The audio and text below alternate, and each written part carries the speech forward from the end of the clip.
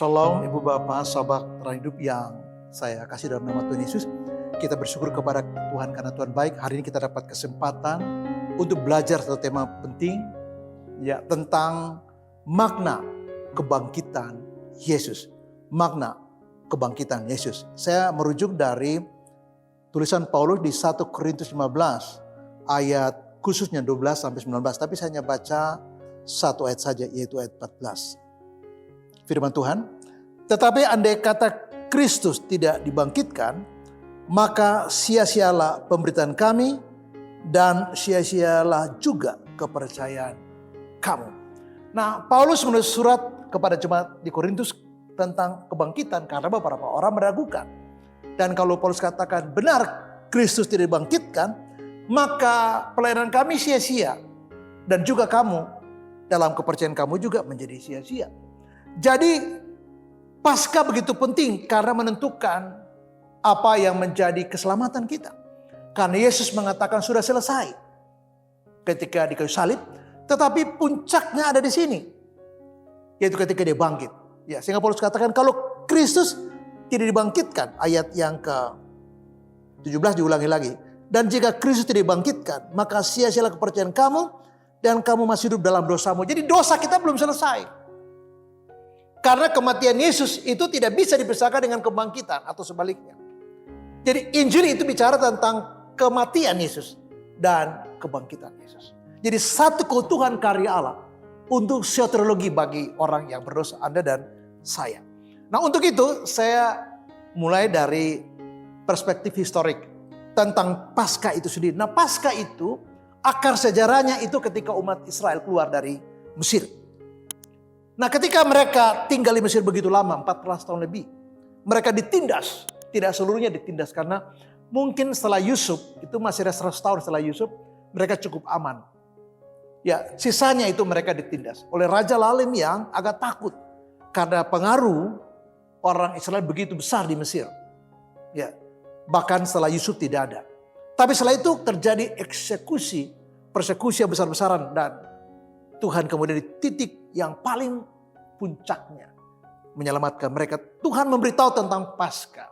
Musa memberitahu tentang Paskah kepada orang Israel bahwa mereka harus menyembelih anak domba yang tidak bercacat, lalu mereka mengambil darahnya lalu membubuhi di ambang pintu rumah mereka. Jadi waktu malaikat Allah, malaikat maut melewat, ingin menulahi, ini tulah yang ke-10. Di mana kematian anak sulung baik manusia maupun binatang. Ketika malaikat Tuhan melihat ada tanda darah di situ, maka seisi rumahnya akan selamat. Jadi yang dilihat malaikat Tuhan bukanlah siapa di dalamnya, tapi di pintunya ada darah atau tidak. Seperti yang Musa sampaikan. Dan ketika ada tanda darah, itu satu kepastian bahwa di rumah itu ada keselamatan. Di rumah itu semuanya aman. Di rumah itu Allah menjamin tidak ada yang mati. Mengapa? Karena mereka menaruh tanda darah anak domba di ambang pintu rumah mereka. Dan itu menandai juga bahwa mereka adalah umat Tuhan yang percaya pada apa yang Musa katakan. Di luar itu semua tewas. Mengapa? Karena waktu malaikat maut lewat menulahi Mesir, ini tulah yang ke-10. Dia hanya melihat satu poin saja. Dia melihat satu tanda saja di ambang pintu mereka. Ada tanda darah enggak? Seperti yang Tuhan katakan. Kalau ada, yes, di rumah itu selamat. Tidak ada kematian anak sulung. Tapi kalau tidak ada kematian di sana. Jadi sangat penting. Dan bangsa Israel tidak bisa melupakan fakta sejarah ini. Hal yang kedua, bahwa kebangkitan Yesus adalah fakta sejarah yang sangat penting bagi kekristenan. Ya, jadi bahkan Injil yang digambarkan oleh Paulus dalam 1 Korintus 15 itu bicara satu pekerjaan tunggal Allah dalam Kristus, yaitu Yesus mati dan bangkit. Nah, konstruksi itu harus dilihat secara utuh. Adalah keliru ketika kita memisahkan dan membahas secara parsialis. Kematian saja, itu bahaya sekali. Seolah-olah ada dua karya Allah. Tidak, cuma satu karya Allah. Ketika Yesus mengatakan sudah selesai, dinamika itu tidak berhenti di sana.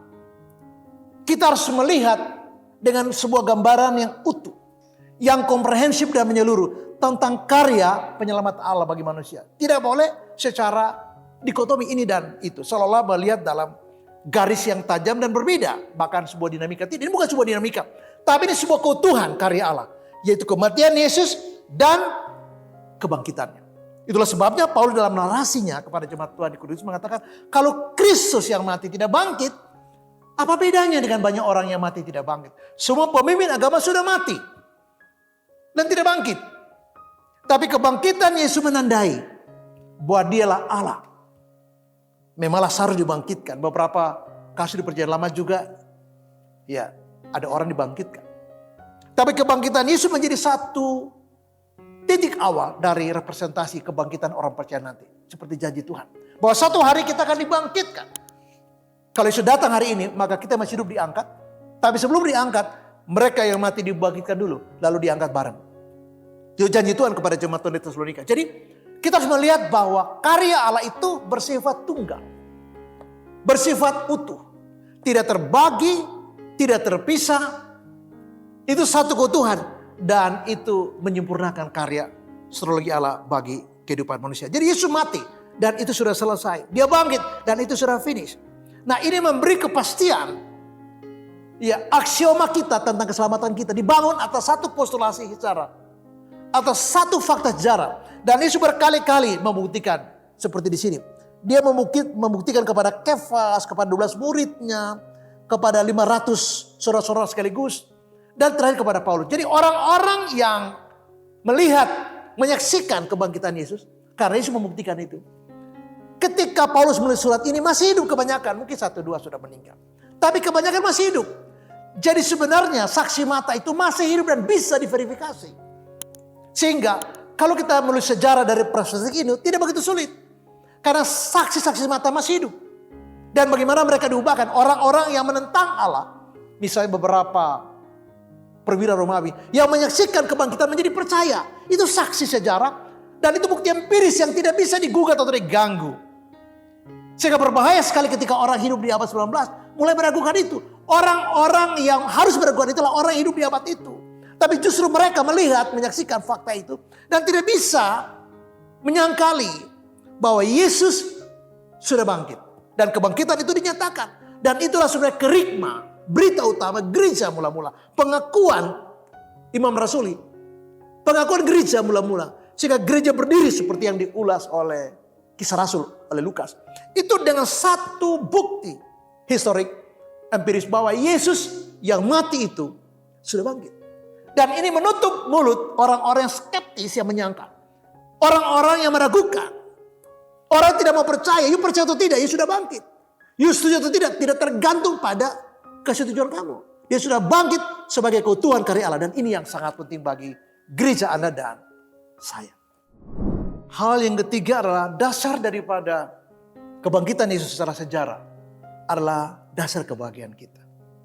Ya, nah anugerah sudah dikasih kepada kita. Nah ini harus dipahami. Nah masalahnya ialah ketika kita tidak memahami. Masalahnya karena kita tidak membuka diri untuk coba merendahkan hati dan memohon belas kasihan Tuhan. Tuhan tolong saya Tuhan. Tuhan bantu saya untuk membuka pikiran saya yang terbatas ini. Yang berdosa ini. Untuk memahami kebenaran dari kebangkitan. Supaya kita bisa meletakkan satu fondasi tentang happiness kita. Sebagai dasar daripada happiness kita. Kebahagiaan kita.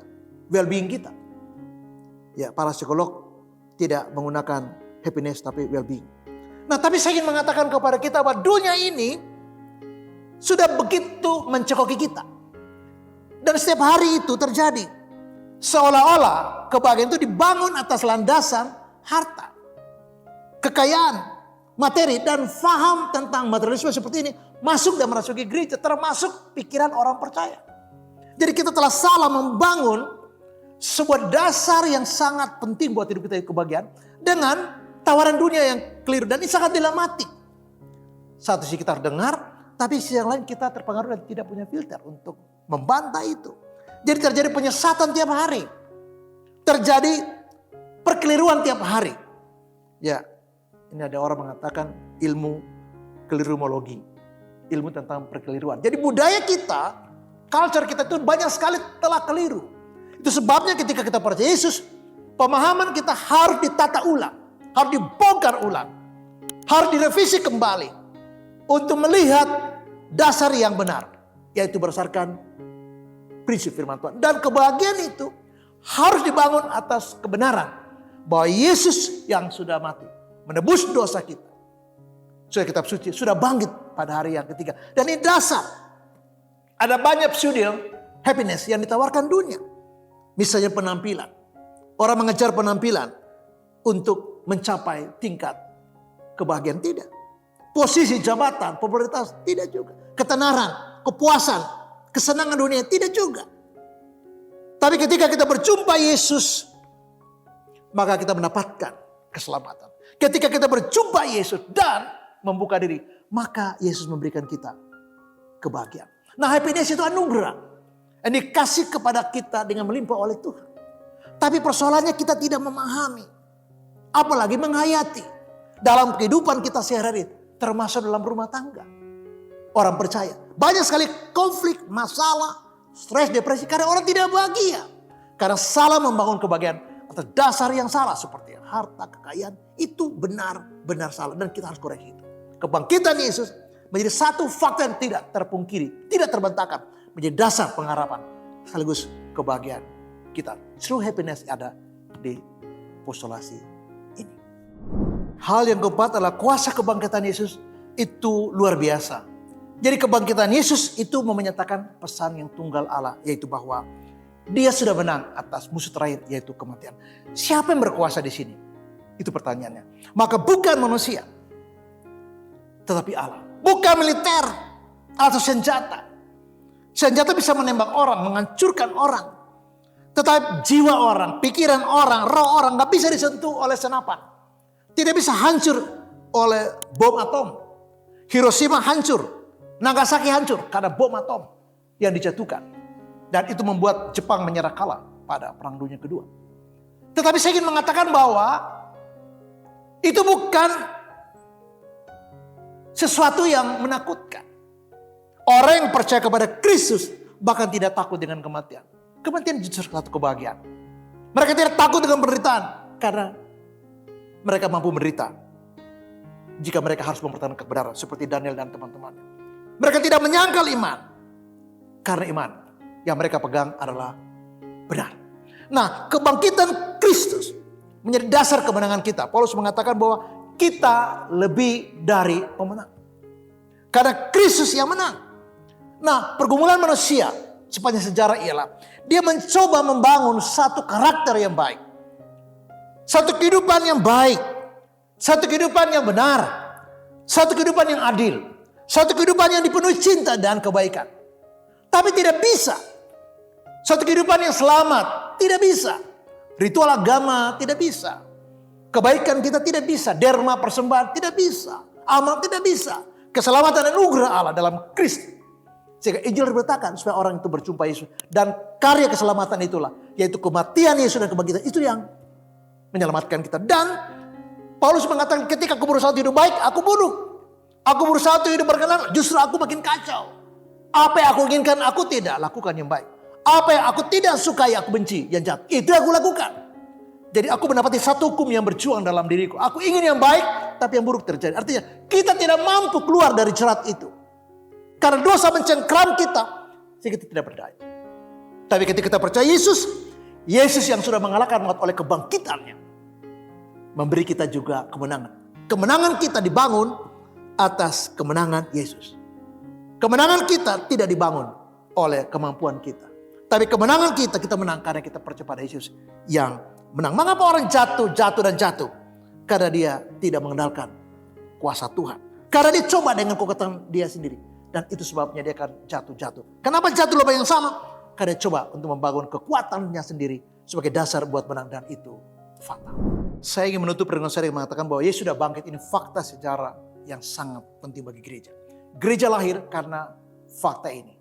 Gereja bertumbuh, kerigma gereja karena Yesus sudah mati dan Yesus sudah bangkit bagi pengampunan dosa, bagi keselamatan kita. Ini melahirkan kita kemenangan.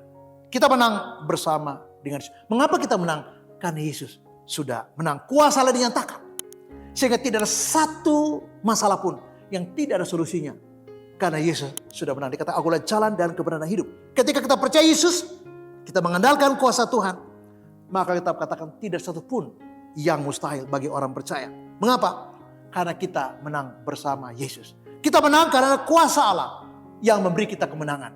Dan kuasa kebangkitan Yesus itu menjamin bukan cuma kemenangan, tapi juga saya katakan kebahagiaan sejati. Terus memberkati dan salam. Amin.